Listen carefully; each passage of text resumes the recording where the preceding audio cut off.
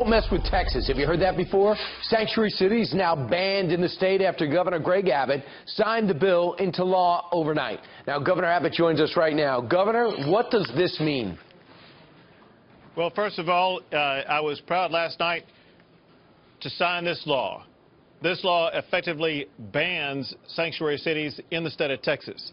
What it means is that no county, no city, no governmental body in the state of Texas can adopt any policy that provides sanctuary.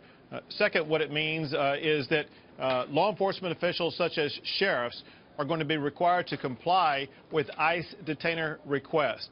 What this law is going to do is to engender greater cooperation between local law enforcement and federal officials so that we ensure that everybody is going to be simply following the law. Now think about this, Brian. Isn't this quasi-insane that we have to pass a law to force law enforcement officers to comply with the law? So give me an example of complying. For example, if I pick somebody up and I'm a local sheriff, and if they are somebody that cannot provide any paperwork, do I now have to call ICE? No, sir. That is not what the law says. If someone is apprehended, taken to jail, what is done is a request is run through a computer system to find out whether or not there is an ICE detainer request pending.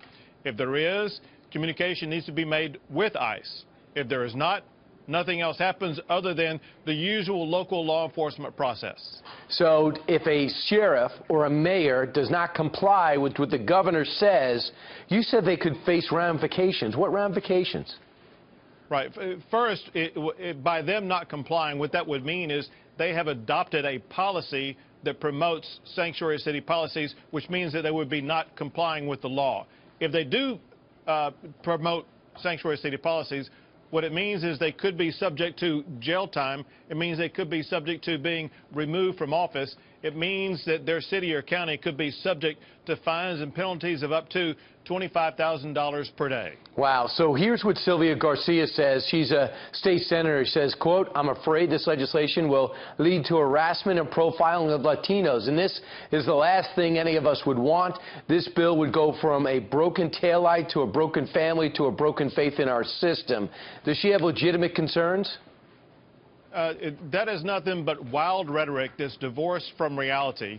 First, remember this, and that is the people who are coming into the United States, especially across the border in Texas, are coming not just from Mexico. In fact, most of the people coming across the border in Texas are not from Mexico. They're from people around the entire globe. So this has nothing whatsoever to do with those who are Hispanics, point one. Point two, most of the Hispanics who are in the state of Texas are here legally, and they have absolutely nothing to worry about.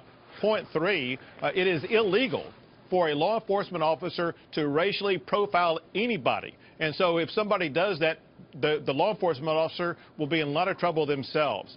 This is simply a mechanism such that when someone who has a criminal record who is wanted by ICE, they're going to be held and detained and turned over to ICE. If you are here, regardless of what your status, and you have not committed a crime that makes you subject to an ICE detainer, you have no problems whatsoever. Got it. So the governor's doing what the president wanted the whole country to do, but right now it's been stocked in the court systems. You're not waiting for it to get unstuck. Governor Greg Abbott, thanks so much. Thank you.